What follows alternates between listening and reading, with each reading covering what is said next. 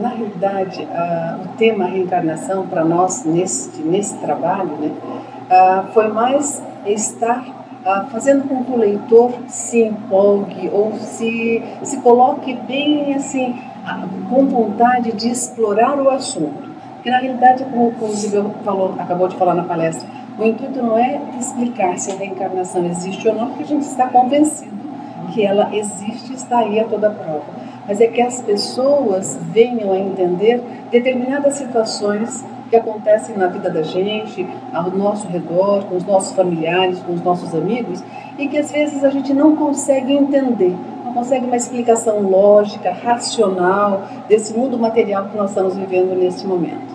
Então, essa foi assim, o foco principal da obra, é estar despertando o interesse das pessoas em encontrar respostas dentro da doutrina espírita, dentro das obras básicas, respostas lógicas para várias situações que a gente não consegue entender no mundo racional. E principalmente, ou especialmente, trazer reencarnação para a vida prática, para o dia a dia. Você está no mercado, você está fazendo compra na rua do comércio, você está vendo a prova da reencarnação nas situações do dia a dia. Numa criança especial demais e também num outro limitado demais. Num que tenha prosperidade e outro que experimenta a miséria. Porque a reencarnação, ela é tão natural que ela está permeando 24 horas tudo o que acontece à nossa volta. Então, quando nós falamos sobre isso, muitas vezes fica na cabeça das pessoas aquela coisa: mas eu não sei se a reencarnação existe, né? Tenho dúvida. Não é a intenção provar. É conduzir a uma reflexão que você vai chegar sozinho a inevitável encontro de dizer: não, sem reencarnação não tem explicação. Porque ela é a explicação para tudo que acontece. Se não está aqui, está nela, na reencarnação.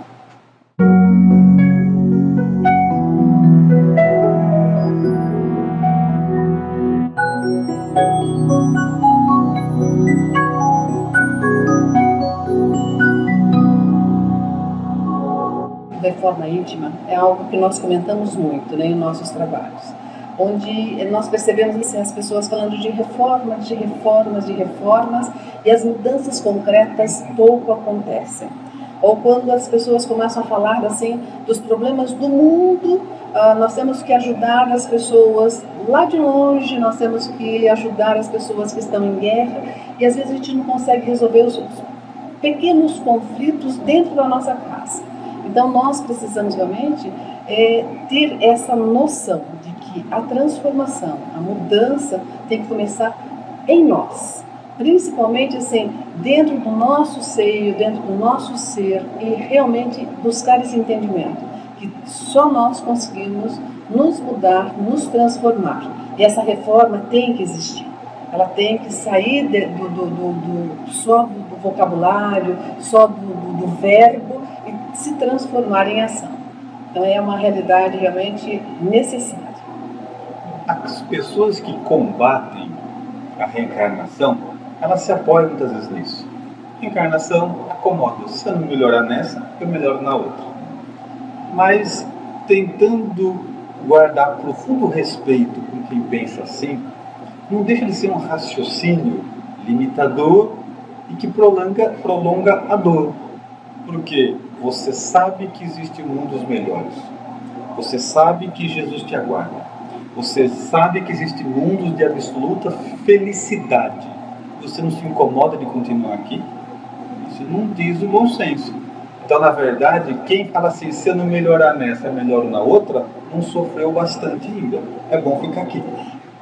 Ou estudou muito pouco. Então falta conhecimento, né? Falta realmente saber que se melhorar vai ter algo melhor lá na frente, vai ter uma recompensa e não vai perder tempo, né? Não vai ter uma vida ociosa perdendo o seu tempo tão precioso.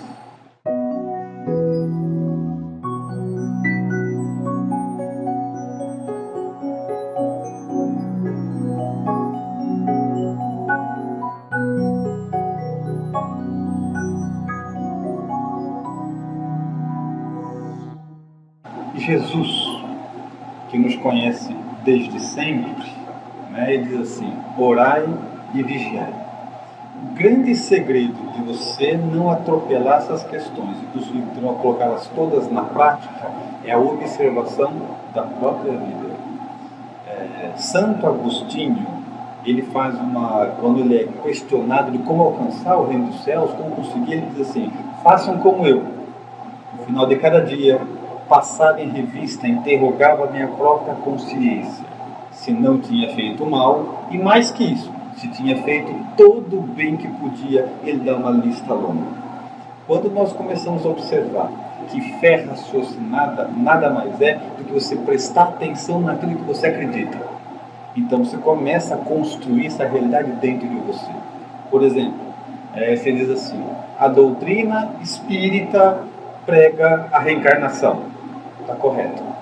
Chega um ponto que eu vou dizer assim: eu prego a reencarnação. Porque não é só uma verdade da doutrina espírita, agora é minha verdade. Quem prega a reencarnação sou eu. A doutrina espírita diz, mas está em mim, que eu já assimilei esse conteúdo, agora é meu. Eu que digo que a reencarnação existe, a observação da minha própria vida. Então a ideia é: tudo começa no Evangelho, não é nosso, é do Cristo. Conforme você vai aprendendo, assimilando, compreendendo e praticando, aquilo deixa de ser só do Cristo, passa a ser dele e nosso. Então, quando eu falo assim: você está convencido de que fora da caridade não há salvação? Eu tenho um pouco de dúvida, né? Então é do Cristo. Você está convencido? Estou. Absolutamente. Você está convencido que fora da caridade não tem jeito? Estou. Então não é mais do Cristo, agora é teu. Então você vai tomando posse dessa realidade e transformando ela em razão, através desse meio da absorção com compreensão de tudo aquilo que nós aprendemos na vida espírita. Só complementando realmente a colocação do Cusvio, que a gente acha super importante, né? O esquecimento realmente ocorre, mas as pessoas, quando se dedicam a estudar a doutrina espírita com seriedade e com realmente assim buscando entendimento, ela consegue enxergar uma clareza em tudo que ela lê do Evangelho, em tudo que ela lê do Espiritismo, como algo que já lhe é conhecido. Então, a busca realmente, assim, o esquecimento existe, mas a nossa evolução tem que estar realmente alicerçada no estudo, que é uma das coisas que a gente vê por esse Brasil afora, que nem sempre é tão valorizado. O estudo da doutrina é muito importante, é super importante para a nossa evolução pessoal. E a confiança no Cristo, né? Porque assim, se existe o esquecimento do passado, é bom não lembrar. A partir desse princípio, né? Se a lei natural te faz esquecer, é bom não lembrar. Isso é uma manifestação de confiança, né? Guardando novamente profundo respeito pelos que praticam as terapias, está tudo certo.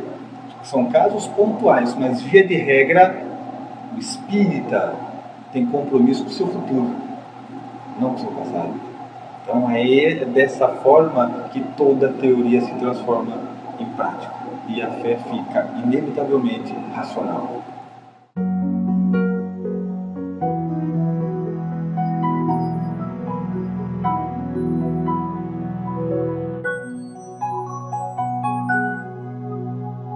Como uma mensagem final que a gente gostaria de deixar assim, para o público que assiste a esse canal, é que todos, indistintamente, quando nós conhecemos o que é o bem, nós temos que enxergar que somente ele que combate o mal.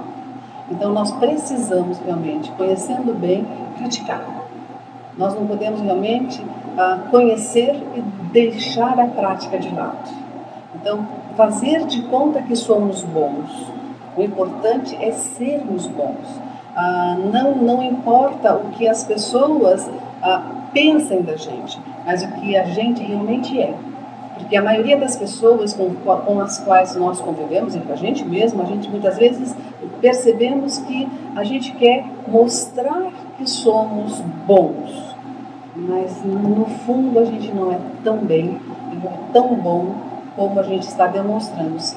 Então, que nós sejamos verdadeiros, que nós busquemos realmente a nossa autoavaliação e nessa autoavaliação que a gente busque uma reforma naquilo que a gente precisa de uma melhora, de um acerto, né? E ter realmente uma companhia constante com Jesus e estar aliado, estar de mãos dadas com a doutrina espírita, que é uma doutrina esclarecedora, uma doutrina que é racional. Nós conseguimos entender todas as situações que se mostram à nossa frente. Com relação a uma maneira de coroar todas essas informações, eu diria ainda Evangelho. Porque o Evangelho, o que acontece com ele? O espírita sofre de uma coisa interessante, a síndrome do já sei. Né? Então ele lê uma vez e já sabe. E eu sempre costumo dizer assim, que você lê livro, Evangelho vai ficar para sempre, vai carregar junto. Você vai ler o que você quiser, ler outros livros, mas Evangelho segundo o Espiritismo e o Evangelho de forma geral, ele vive em você. Você vai carregar e onde você for, você vai levar junto, você vai lendo outras coisas. O Evangelho é uma constante. Que tudo que nós falamos hoje, se nós tivéssemos uma compreensão absoluta do capítulo 4 do Evangelho segundo o Espiritismo, que fala que ninguém vai ver o reino dos céus se não nascer de novo. O material que está ali é de onde subtraímos tudo que nós falamos hoje. Só que nós lemos superficialmente, sem dar valor às frases, sem entender a palavra. Kardec tinha uma tecnologia absolutamente avançada até com relação ao nosso tempo, juntando a um idioma muito antigo. Então, sem um estudo profundo, sabe que a gente lê do Evangelho? A superfície. Então, quando alguém fala assim, pena que gente não vem com o manual de instrução, né? Vem, é o Evangelho segundo o Espiritismo. Nós não temos que mudar o manual, nós temos que aprender a ler. Porque a doutrina espírita é assim, quando a gente não entende alguma coisa, não quer dizer que está errado, quer dizer que estudamos pouco.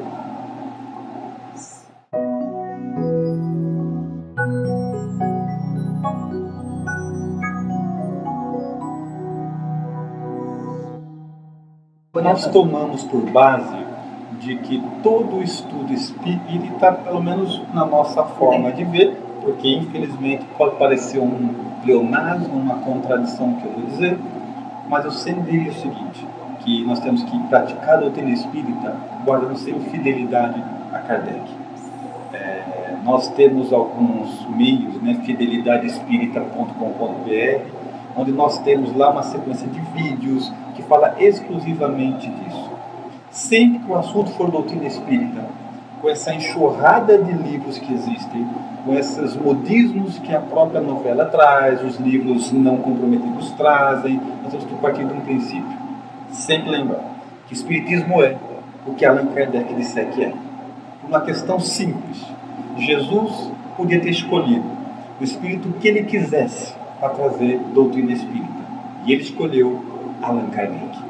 Se Kardec é o homem de confiança do Cristo, praticar a doutrina espírita sem fidelidade espírita, sem estudar Kardec, é certeza de um caminho equivocado. Quando nós lembramos João, quem anda em trevas não sabe onde vai. Muito obrigado.